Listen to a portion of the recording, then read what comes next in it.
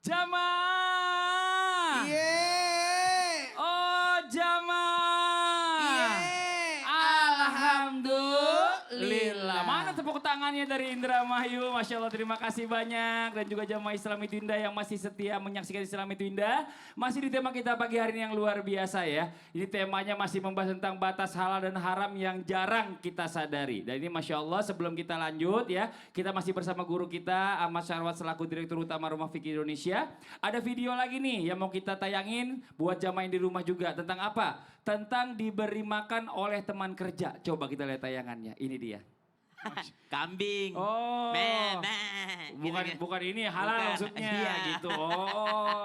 Tapi gini nih, bener nih ya. Kadang-kadang yang namanya kita ini manusia ini kan selalu bersosialisasi sama tetangga terutama. Betul apa betul, Bu? Yang namanya tetangga kita itu nggak selalu muslim. Ada juga yang non muslim gitu ya. Nah, kadang-kadang kalau kita suka bagi makanan ke tetangga, nah tetangga ini balas bagi makanan ke kita. Nah, pertanyaannya kalau tetangganya non muslim, kita kan kadang-kadang suka takut nih Ustadz Syam. Ya, Aduh, ini mau nanya sama orang yang nggak enak gitu ya. Ini halal nggak gitu kan? Nggak enak nanyanya. Nah ini kita terima, kita makan aja atau kita diemin aja biar nggak kecewain tetangga. Tapi kalau dibuang langsung kan ketahuan. Nah, mau dijawab penjelasannya. Tepuk tangan buat Ustadz Syam. Fadal Ustadz Syam. Bismillahirrahmanirrahim. Sebenarnya yang jadi masalah adalah kata nggak enakan itu. Karena sebenarnya kalau kita nanya itu fine-fine aja subhanallah. Jadi karena kadangkala juga misalnya masuk ke sebuah rumah makan. Kalau kita nggak nanya kadangkala juga nggak dijelasin. Tapi kalau kita nanya mereka juga lebih enak untuk menjelaskan subhanallah. Karena ada juga yang mungkin hanya karyawan disuruh buat nungguin pengunjung datang aja subhanallah. Atau mungkin seorang tetangga yang tidak tahu. Kita pernah lihat ada sebuah tayangan di luar negeri. Ada sebuah rumah muslim. Mereka masuk Ramadan lalu tetangganya datang bawa minuman khamar. Dan mengatakan selamat masuk bulan Ramadan kita minum-minum dulu sebelum masuk Ramadan. Karena apa? Karena mereka nggak tahu bahwa dalam Islam itu dilarang subhanallah. Jadi kata nggak enakannya ini yang mesti dihapuskan. Kalau memang bertanya dan dijawab dengan baik, bertanya dengan akhlak yang mulia, dijawab juga pasti dengan kebaikan. Karena kalau kita memberi dengan baik, itu akan diterima, dibalas juga dengan baik insya Allah. Kalau kita nanya, muncullah keyakinan dalam kaidah usul fikih. Yang pertama banget itu adalah yakin. Kalau udah yakin, silahkan disantap. Kenapa? Karena Nabi SAW pernah menerima undangan dari orang Yahudi. Nabi SAW pernah juga mendapatkan hadiah dari seorang gubernur di Mesir pada saat itu, yakni madu. Kenapa? Yakin banget nih madu halal. Maka beliau mengkonsumsi daripada madu tersebut sampai habis. Maka kalau dikasih makanan, kalau tingkatnya tingkat yakin, maka silahkan dikonsumsi. Walaupun itu pemberian daripada seorang yang non muslim. Karena ya yakin. Di bawahnya yakin ada yang namanya dhon, prasangka. Tapi dia non muslim bagaimana ini? Tapi dhon itu ragunya hanya sedikit. Yakinnya lebih banyak. Dia non muslim tapi dia tahu saya ini muslim yang taat. Dan dia juga orang baik. Maka muncul dhon, ada prasangkanya. Cuma yakinnya masih lebih besar daripada prasangkanya tadi. Maka ini masih boleh dikonsumsi. Di bawahnya dhon ada namanya syak. Udah mulai 50-50 tuh. Dia warungnya yang punya non muslim. Dia pelihara anjing tapi makanannya ada di atas sih, nggak mungkin juga anjingnya naik ke atas itu, maka masih boleh. Tapi kalau sudah di bawahnya syak, maka ini yang sudah berbahaya. Kenapa? Makanannya ditaruh di bawah, anjingnya lewat-lewat, bisa jadi anjingnya menjilat tadi, subhanallah. Dan ini kelihatan betul bahwa anjing itu lewat-lewat dekat makanan, maka ini yang dihindari. Jadi bukan berarti juga tetangganya ngasih buah non muslim. Jangan lah, dia kan non muslim, takutnya nih buahnya haram. Enggak lah Bu, ini kan buah halal. Ini Masya Allah. Iya kalau sesajen nggak boleh. Sebenarnya lebih penting menolak walaupun dia muslim tapi pekerjaannya haram. Oh itu lebih bahaya. Lebih bahaya. Masya Allah. Makasih banyak Siap. Ustadz Syam. Tepuk tangan buat Ustadz Syam. Jamaah. Kita lanjut lagi. Pernah nggak makan ngelihat mungkin masakan-masakan orang luar ya. Yang dipakein arak masakannya gitu ya kan. Ada juga mungkin kue-kue yang mungkin ada rasa-rasa alkoholnya. Nah ini kira-kira nih hal-hal yang kayak gini nih. Boleh nggak sih kita makan halal atau haram? Coba kita tanya sama Pak Kiai Sarwat. Mohon izin Pak Kiai silakan dijawab. Tepuk tangan buat Pak Kiai Sarwat. Sebenarnya yang disebut makanan haram, sebagaimana tadi sudah saya sebutkan, ada 3 penyebabnya. Pertama dia najis, bangkai termasuk di dalamnya. Yang kedua memabukkan dan yang ketiga madarat.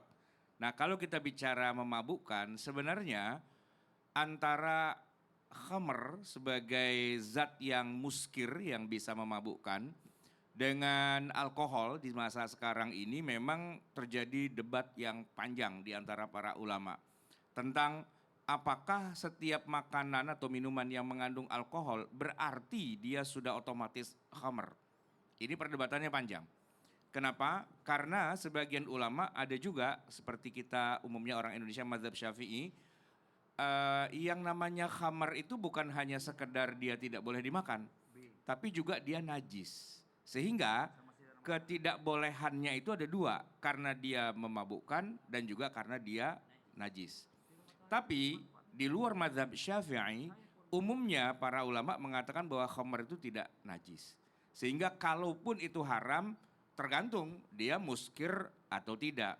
Fatwa dari para ulama misalnya di Saudi Arabia agak berbeda.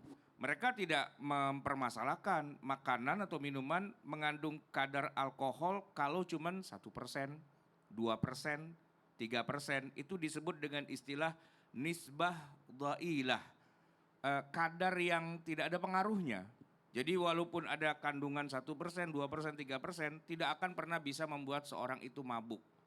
Ini kalau kita pelajari memang agak beda dengan kita orang Indonesia. Kita itu Pak, setetes aja haram. Ya kan?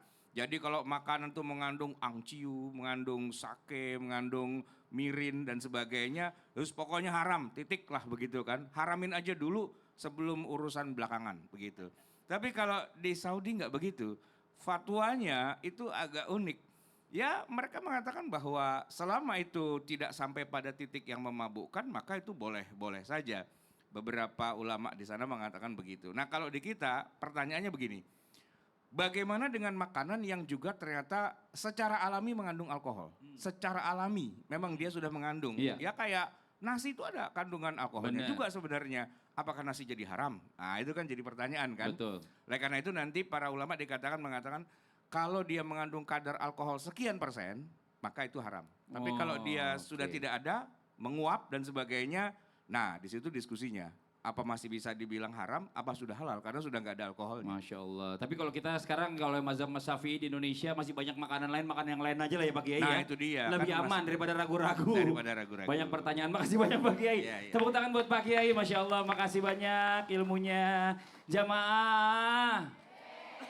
Kita lanjut lagi, waktunya kita memberikan kesempatan lagi buat jamaah curhat. Tapi sebelumnya kita kembali dulu ke segmen Curhat Dong Ustadz. Iya, kami curhat. Oke, yang mau curhat silakan angkat tangannya. Ya, yang sebelah sini dulu, Ibu boleh maju ke depan. Boleh, sini Bu. Masya Allah. Silakan perkenalkan dirinya.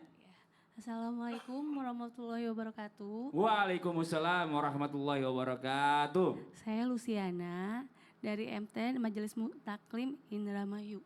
Tepuk tangan buat Ibu Lucia, Masya Allah. Mau curhat apa Ibu? Iya ini Ustadz saya mau nanya. Saya punya sepupu. Nah sepupu saya itu menikah sama anak uwa saya sama anak om saya. Oh, anak omnya, Iya sepupunya. apakah Jadi itu halal? sepupu nikah sama sepupu gitu? Iya iya betul. Oke. Kakak beradik bapaknya tuh. Kakak beradik bapaknya. Oke, betul. itu gimana? Maksudnya Iya boleh halal. atau enggak Iya gitu? maksudnya boleh apa enggak? Karena kalau ibu sendiri ragu enggak? Hampir ada Hampir ragu. ragunya. Ada makanya ragunya ibu iya. ya. Oh, iya, Masya Allah Sampai luar biasa. sekarang. Emang gak ada yang lebih jauh lagi mainnya Bu? Ya Mas. Ya. Oke kita panggil guru kita Ustaz Syam. Pak Kiai mau izin. Ustaz ya. Oh Pak Kiai sama Ustaz Maulana. Iya Pak Kiai dulu jawab silakan Pak Kiai. Nah ini gimana nih nikah antar sepupu Pak Kiai? Masih banyak yang ragu soalnya. Ya, ya sebenarnya sih kalau mau ragu apa enggak gampang Bu, tanya aja sama KUA. Kalau kata KUA boleh ya boleh berarti. Oh gitu benar Iya, juga ya. kan Oh iya selesai. benar juga itu paling simpelnya. Sedarah itu ya. Iya kan kita punya KUA. KUA ngizinin berarti. Berarti Iya, boleh KUA dong. kan berarti ngerti hukumnya, Benar. ya kan? Ketimbang nanya Pak Ustadz, tanya KUA aja yang beneran. Oh, iya, Masya Karena dia yang Allah. punya hak untuk mengatakan, oh iya ini boleh, nggak apa-apa gitu. Bahwa ada sebagian masyarakat kita bilang, wah mainnya kurang jauh nih gitu nah ya itu. kan. Itu ada jawabannya. Saya nih orang Betawi Pak. Saya juga sama. Nah, kenapa kawin Betawi yang Betawi biar warisan nggak kemana-mana, Oh, kesini-sini iya. aja gitu. Ah, ketahuan niatnya. Tepuk tangan dong Bu.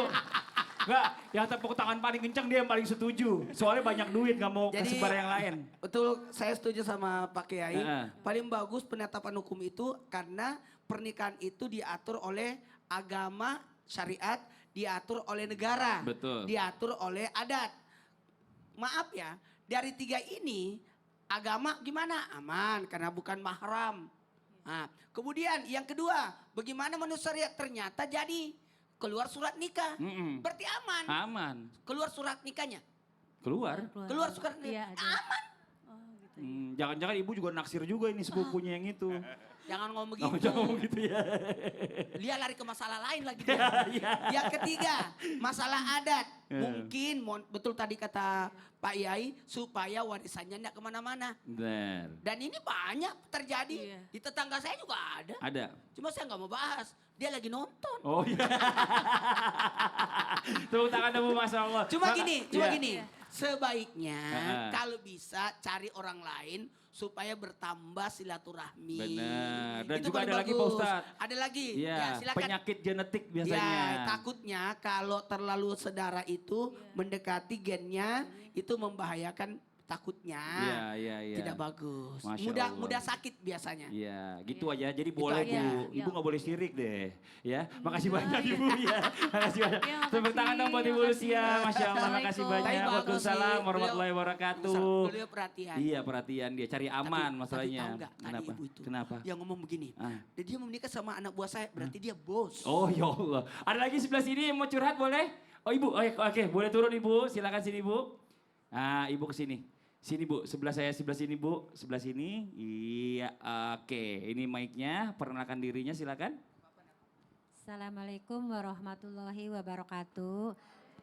Assalamualaikum warahmatullahi Wabarakatuh. Saya dari MT Al Muhajirin Desa Terusan Kecamatan Sindang Indramayu.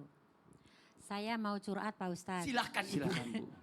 Simpel aja sih. Simple. Ini masalah ada keluarga saya laki-laki Laki-laki. yang suka mengoleksi emas. Musuh apa Bu? Laki-laki mau ngoleksi emas. Oh, lanjut. koleksi emas. Ya, tapi kadang-kadang suka dipakai juga. Allahumma Oh, sholli ala emasnya sayyidina perhiasan. Muhammad. Ya. Gimana tuh? Oh Ya. gitu. Oke, coba sekarang kita minta jawabannya dari Pak Kiai dulu. Coba Pak Kiai, mohon izin. Oh iya, Pak Kiai dulu sebentar nih semuanya kebagian nih soalnya nih. Pak Kiai dulu silakan Pak Kiai, izin. Ya, laki-laki kan tidak boleh mengenakan emas. Tapi kalau emas dari Jawa nggak apa-apa, ya kan? Mas-mas kalau Emas itu. Ya, mas-mas. sarwat, iya emas-mas gitu ya. Nah, ini ta'abudi saja sebenarnya. Dalam arti kalau seandainya emasnya palsu, ya kan? Emas yang bohongan aja itu nggak apa-apa. Tapi kalau emas betulan memang tidak boleh. Secara ta'abudi laki-laki tidak boleh pakai emas, pakai harir, sutra begitu ya. Secara ta'abudi. Masya Allah. Dari Ustaz Syam ditambahkan silakan. Jadi walaupun dia warnanya tidak emas, tetap karena dia emas tetap tidak boleh Bu. Jadi ini, Bu, Walaupun emasnya emas putih ibaratnya Iya, ya. benar. Tetap nggak boleh gitu yang ya. jelas kandungannya adalah emas kan kadang-kala dicampur dengan palladium, kemudian dicampur dengan nikel, dicampur dengan perak, itu tetap dia menjadi bahan emas, maka tidak boleh dikenakan laki-laki. Maka itu bukan investasi dunia tapi investasi dosa. Kenapa? Karena dipakai sama laki-lakinya. Walaupun dia beli perhiasan, kalau nggak dipakai ya aman aja menjadi investasi. Yang tidak boleh adalah mengenakan emas karena memang sudah dilarang oleh baginda Nabi SAW. Berapapun keratnya itu laki-laki tidak boleh memakainya. Jangan Iya. dipakai Bu, dikantongin aja. Kantongin boleh ya, boleh kantongin. Jadi Ustaz gini, Maulana ya, buat ditambahkan. laki-laki dengarkan, ada dua yang tidak boleh dipakai laki-laki. Emas sama sutra. Karena itu pakaian perempuan. Saya ulangi, tidak boleh laki-laki pakai dua. Apa itu? Emas sama sutra. Karena itu pakaian perempuan. Dan ingat, ada betul tadi kata Pak Kiai, yang jelas dilarangnya karena ketaatan. Itu aja. Taat aja. Ada seorang pakai cincin emas. Kemudian kata Nabi, ini emas ya. Dibuanglah sama Nabi. Kata orang, Nabi kan udah pergi, ambil aja. Enggak mau. Saya taat. Jadi itu. Yang kedua, boleh enggak dia simpan? Nyimpannya boleh sebagai investasi, tapi jangan dipakai. Ternyata ada akibatnya. Selain karena dosa, karena melanggar aturan. Yang kedua, ternyata kandungan emas itu bisa mengundang yang namanya kanker. Kalau laki-laki yang make. Kalau perempuan aman, karena ada darah bulanannya. Nah, kalau wanita kan ada haid kan, maka itu kandungan emas itu yang membahayakan mengandung kanker itu keluar pada saat halangan. Laki-laki kan nggak ada halangannya. Betul tidak? Ini hati-hati loh. Hati-hati kalau laki-laki memakai emas. Tapi kalau menyimpan emas aman. Ya Bu ya. Maaf jamaah. Buat kita semua yang namanya taat hukum itu paling penting. Persoalan membahayakan atau tidak atau untuk kepake untuk gaya-gayaan terserah. Tapi itu kan pakaian perempuan. Bikin malu-malu. Siapa yang pakai emas di dunia, ada sanksinya juga. Tidak akan memakai pakaian di akhirat. Nauzubillah, nauzubillah. Makasih banyak Ibu curhatannya. Makasih banyak juga buat semua jamaah yang hadir dan juga jamaah yang di rumah. Demikianlah perjumpaan kita hari ini. Semoga bermanfaat. Dan sekali lagi mohon maaf atas segala kekurangan. Wallahu muwaffiq ila aqwamit thoriq. Wassalamualaikum warahmatullahi wabarakatuh. Waalaikumsalam warahmatullahi wabarakatuh. Ya Rasul.